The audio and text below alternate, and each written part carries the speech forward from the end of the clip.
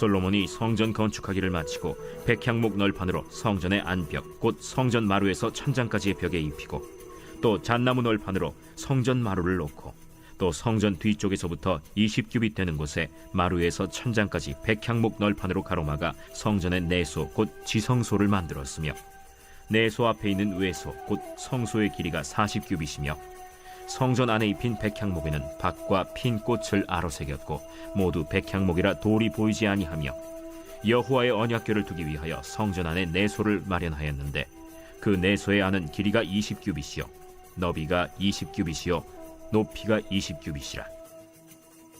정금으로 입혔고 백향목 제단에도 입혔더라.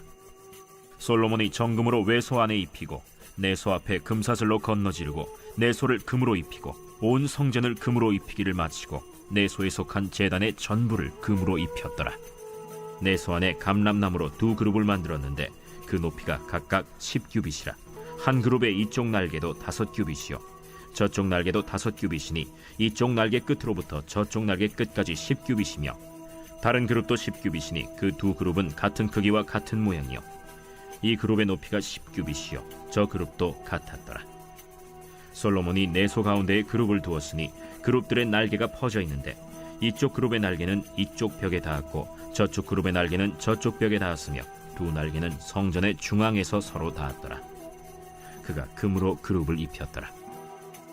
내외소 사방벽에는 모두 그룹들과 종려와 핀꽃 형상을 아로새겼고 내외 성전 마루에는 금으로 입혔으며 내소에 들어가는 곳에는 감람나무로 문을 만들었는데 그 문인방과 문설주는 벽의 5분의 1이요 감람나무로 만든 그 두 문짝에 그룹과 종려와 핀꽃을 아로새기고 금으로 입히되 곧 그룹들과 종려에 금으로 입혔더라.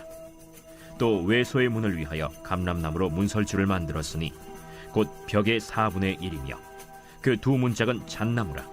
이쪽 문짝도 두 짝으로 접게 되었고 저쪽 문짝도 두 짝으로 접게 되었으며 그 문짝에 그룹들과 종려와 핀꽃을 아로새기고 금으로 입히되 그 새긴 데에 맞게 하였고 또 다듬은 돌 3켜와 백향목 두꺼운 판자 1켜로 둘러 안뜰을 만들었더라. 넷째 해 15월에 여호와의 성전 기초를 쌓았고 11째 해 불월 곧 8째 달에 그 설계와 식양대로 성전 건축이 다 끝났으니 솔로몬이 7년 동안 성전을 건축하였더라. 오늘 본문은 성전의 내부 공사와 성전 건축이 완료가 되었음을 말씀하고 있습니다. 6장 전반부는 성전의 외부에 대한 공사를 마쳤고 이제 후반부는 성전 내부의 공사를 하고 있습니다. 21절 22절을 보시면 솔로몬이 정금으로 외소 안에 입히고 내소 앞에 금사슬로 건너 지르고 내소를 금으로 입히고 온 성전을 금으로 입히기를 마치고 내소에 속한 제단의 전부를 금으로 입혔더라. 성전 내부는요, 성소와 지성소가 있습니다. 성소가 외소를 말하는 것이고 내소가 바로 지성소를 말하는 것입니다. 그러니까 성소와 지성소를 모두 금으로 장식을 했다는 말이죠.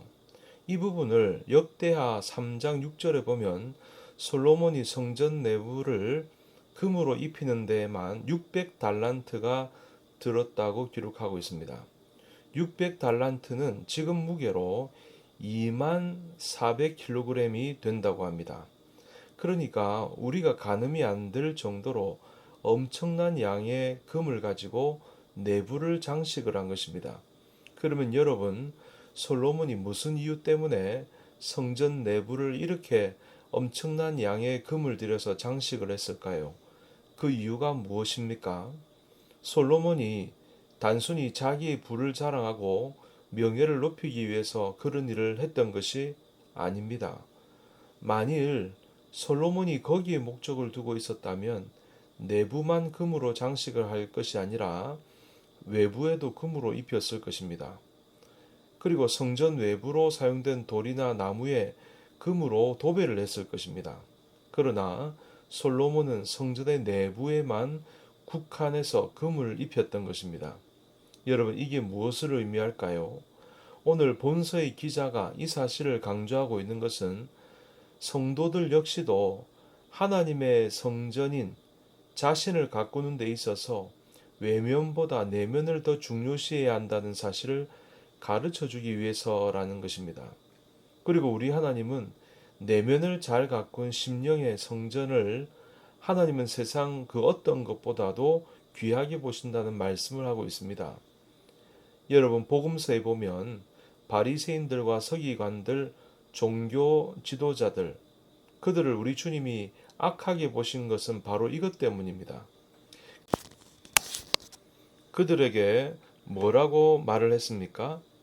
화 있을진저 외식하는 서기관들과 바리새인들이여, 회칠한 무덤 같으니 겉으로는 아름답게 보이나 그 안에는 죽은 사람의 뼈와 모든 더러운 것이 가득하도다.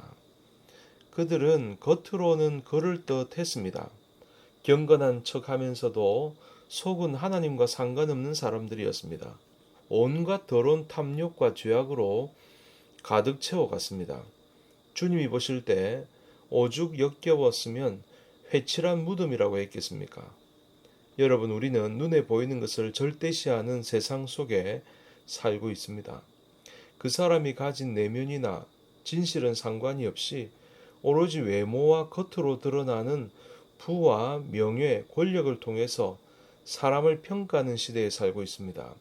이런 시대에 성도 여러분은 어떤 사람이 되어야 되겠습니까? 베드로 사도는 그래서 이렇게 우리에게 가르쳐 주고 있습니다. 너희 단장은 머리를 꾸미고 금을 차고 아름다운 옷을 입는 외모로 하지 말고 오직 마음에 숨은 사람을 온유하고 안정한 심령에 썩지 아니할 것으로 하라. 이는 하나님 앞에 값진 것이니라. 그러므로 여러분, 눈에 보이는 것만으로 모든 것을 판단하는 얄팍한 세상의 시선 앞에서가 아니라 중심을 보시는 하나님 앞에 여러분의 겉모습이 아닌 여러분의 속사람, 심령을 진실과 경건으로 가꾸고 단장하시길 바랍니다. 이것이 하나님 보시기에 금보다 귀한 보화인 것입니다. 그러므로 여러분, 우리가 날마다 우리의 심령을 새롭게 하고 속사람을 정결하게 하며 하나님 보시기에 부끄러움이 없는 사람으로 속사람을 잘 만들어가는 저와 여러분 모두가 될 수 있기를 주님 이름으로 축복합니다.